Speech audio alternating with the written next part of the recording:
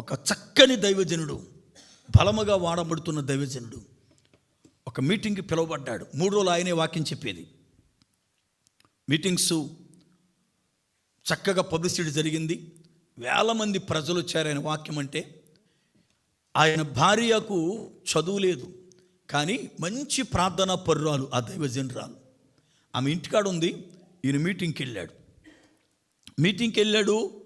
మొదటి రోజే ఆ మీటింగులో ఆయన స్టేజీ పైకెక్కి వాక్యం ప్రారంభిస్తుండగా గుండెపోటు వచ్చి చచ్చిపోయాడు. అక్కడే సభంతా అల్లకల్లోలమైపోయింది.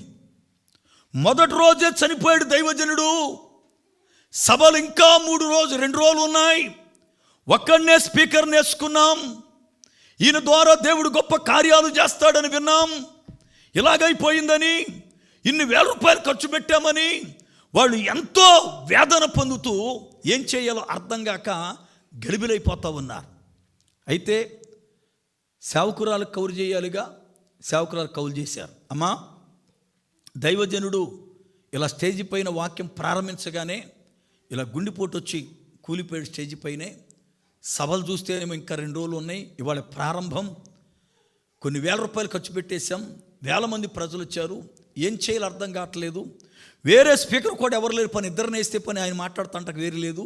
ఏం చేయాలో అర్థం కావట్లేదమ్మా అని కౌరు చేశారు.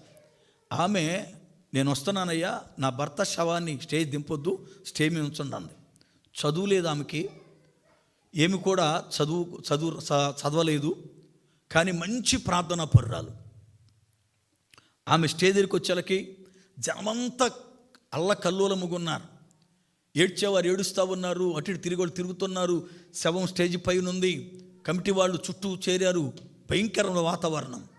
ఆమె వచ్చింది, భర్త శవం దగ్గర కూర్చుని చిన్న ప్రార్థన చేసుకుని లేచి మైకి ఉండయ్యా అంది. ఈమె ఏం చెప్పుద్దో అని అనుకున్నారు అందరూ. ఆమె లేచి నిలబడి, నా భర్త గొప్ప దైవజనుడు, ఇక్కడ 3 రోజులు సభలకు పిలిచారు ఆయన్ని. మొదటి రోజే ఇలా జరిగింది, అది దేవుని చిత్తం.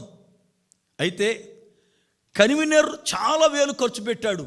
దేవుని పని నష్టపోకోకుండా నా భర్త ఎక్కడ వాక్యం ఆపాడో అక్కడి నుంచి నేను చెబుతాను, కూర్చోండి అంది. భర్త శవం స్టేజ్ పైన ఉంది. నేను మొదలెడతానంటే ఎవరికేం అర్థం కాల. ఈమెకు వాక్యం తెలవదుగా, ఏమో చదువుకోలేదుగా, అసలు ఎప్పుడు బైబిల్ చదవదుగేమే, చదువులేని మనిషిగా వాక్యం చెబుతానంటది ఏంటి? భర్త చనిపోయే వాళ్ళకి పిచ్చెక్కినట్టుంది ఏమకి. ఇన్ని వేల మందిని చూసేళ్ళకి ఆమెకేం అర్థం కాదు, నేను చెబుతాను బోధ అని అందరూ కూడా సణుక్కోవడం మొదలెట్టారు.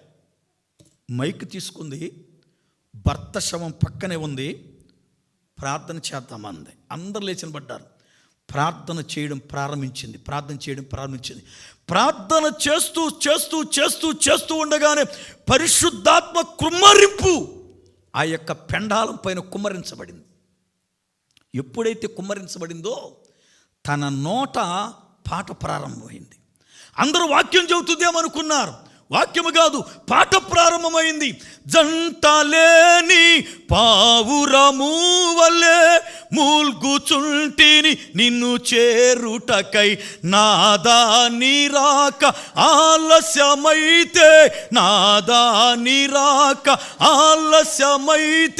పడకుండా నిలబెట్టుము, నన్ను జారకుండా కాపాడుము, పడకుండా నిలబెట్టుము, నన్ను జారకుండా కాపాడుము, నాకు నీ కృప చాలును ప్రియుడా, నాకు నీ కృప చాలు. ఈ ఒక్క పాటే పాడింది. ఒక్క పాటే పాడి ఆల్టర్ కాలిచ్చింది. ఈ ఒక్క పాట పెండాలములో ప్రార్థనలో ఏకీభించిన ప్రజల్ని పిండేసింది. దేవుని ఆత్మ కుమ్మరింపు జరిగితే అద్భుతమైన తెలుసా, ఆమె పాట ఆపి బాప్తీసం పొందేవాళ్ళు ఉంటే ముందుకు రండి అంటే వాక్యం ఏం చెప్పలా. బాప్తీసం పొందేవాళ్ళు ముందుకు రండి అంటే ఒక్క రాత్రి, ప్రారంభ రాత్రి ఆ ఒక్క పాటతో 1500 మంది బాప్తీసం పొందారు. 1500 మంది. ఆలోచించండి, శ్రమలు ఎన్న తగినవి కావు. ఈ రోజున ఒకవేళ శ్రమ నిన్ను కృంగదీసేటట్లుగా నీ ఎదుట ఉందేమో.